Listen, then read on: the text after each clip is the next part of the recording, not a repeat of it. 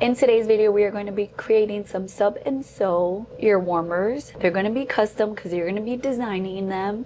And I'm going to be providing a free template with 3 different sizes, which will be linked in the description. Make sure to grab yours and sub it and sew it along with me. If you're new to my channel, my name is Leslie. My channel is all about sublimation. So if that interests you, please consider subscribing, joining my YouTube channel, and let's jump into this video, guys. All you're gonna do is open up the file provided and hide the sizes that you're not going to use, and then simply drag your design into Affinity and then print it. You can either print it as tiled or you can kind of size it down yourself and do a little overlap on the extra pieces so that you can piece them together, because it is going to be bigger than 8.5 by 14 or 8.5 by 11 size.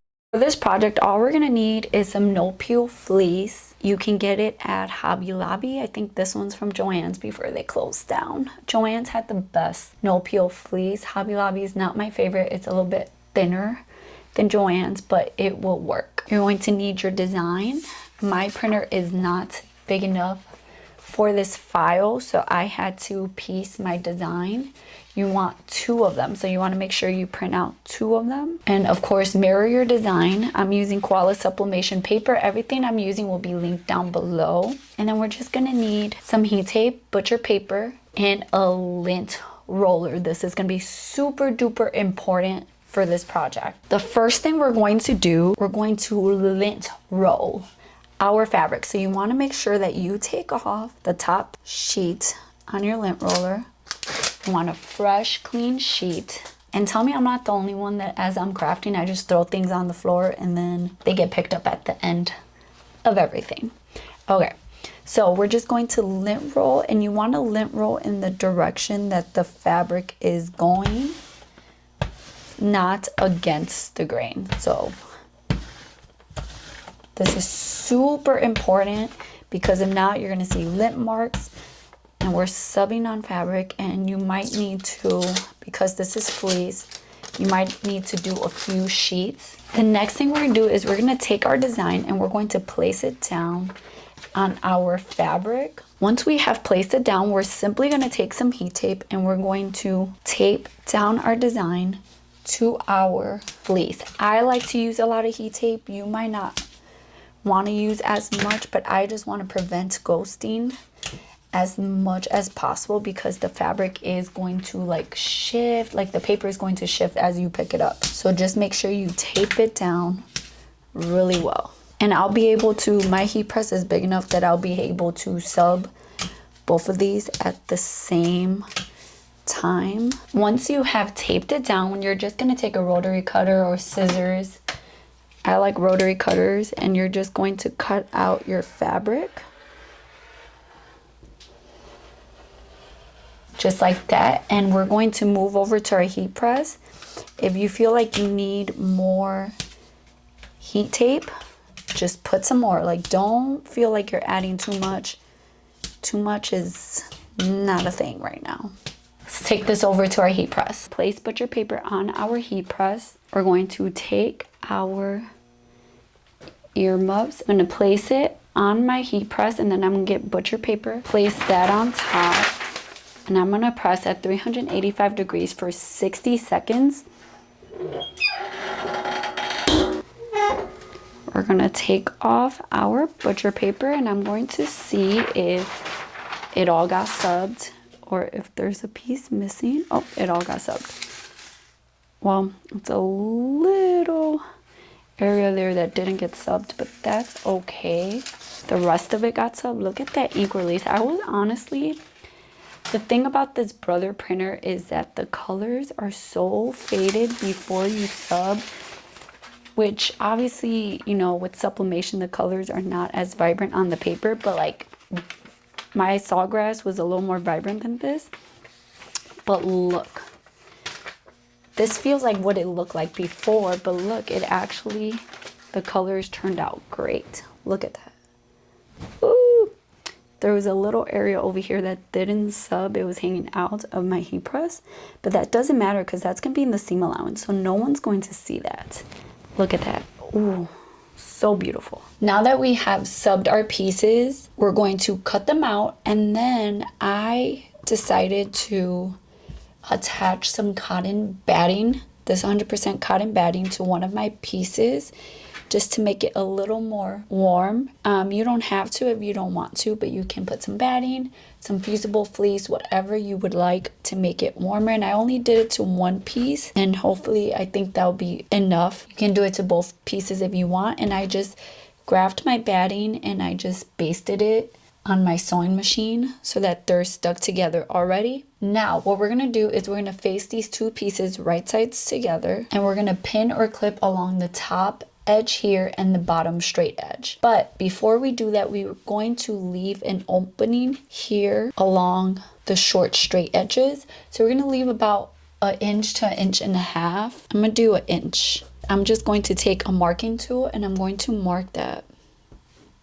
just so that I remember not to sew there. And again, we're pinning along the top raw edge and the bottom raw edge between these two markings that we just did.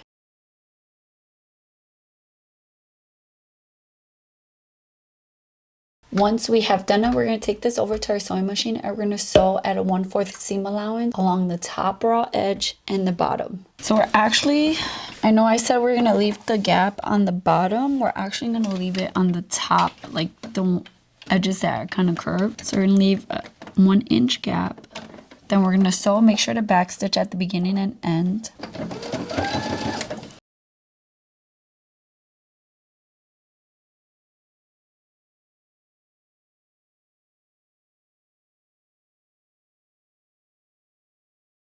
Make sure to backstitch when you're getting to the other marking. Now we're going to sew the bottom edge, and remember we're not leaving a gap here, so we're just going to sew all the way through, backstitch at the beginning and end.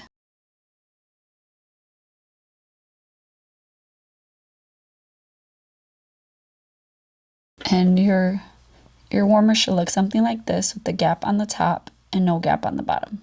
Okay, now that we have sewn it, again, I made a mistake in the beginning. We're doing a gap on the top, not the bottom. So once we have sewn it, we're going to flip it partially right side out. So we're gonna grab one side of our ear warmer and we're gonna stick it in and just slowly start grabbing areas outside here and pushing the rest in. And we're gonna do that until this side of our ear warmer meets the other side. I ended up using a chopstick to push it through, and that helped so much. So now we're going to line up our seams together right here. You can open them up and pin or clip that. Then we're going to go all the way to one end here, and we're going to pin or clip between that pin we just did and the end.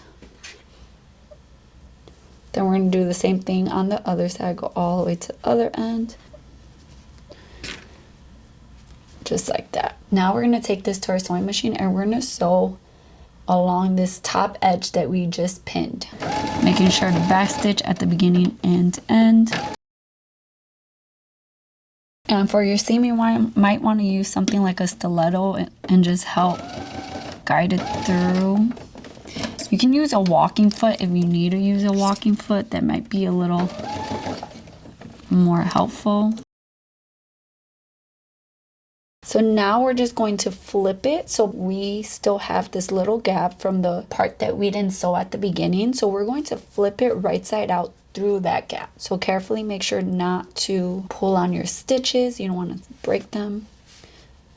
Just pull out like that. Now we're just going to try to roll out all our seams. Okay, so we're going to take our iron and we're just going to roll out our seams and just try to flatten them a little bit.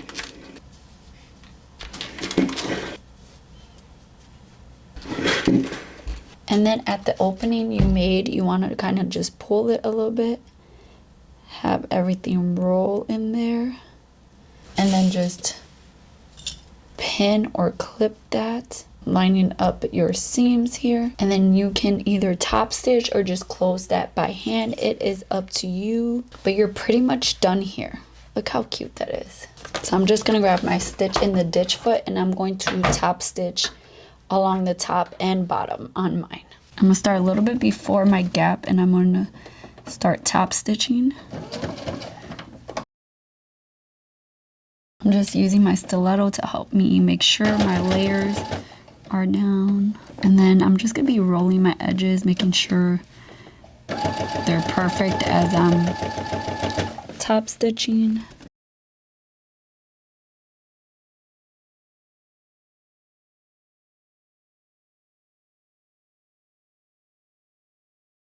Now, this is how my top stitching is looking. Now I'm gonna do the bottom. Okay, and now our ear warmers are all done.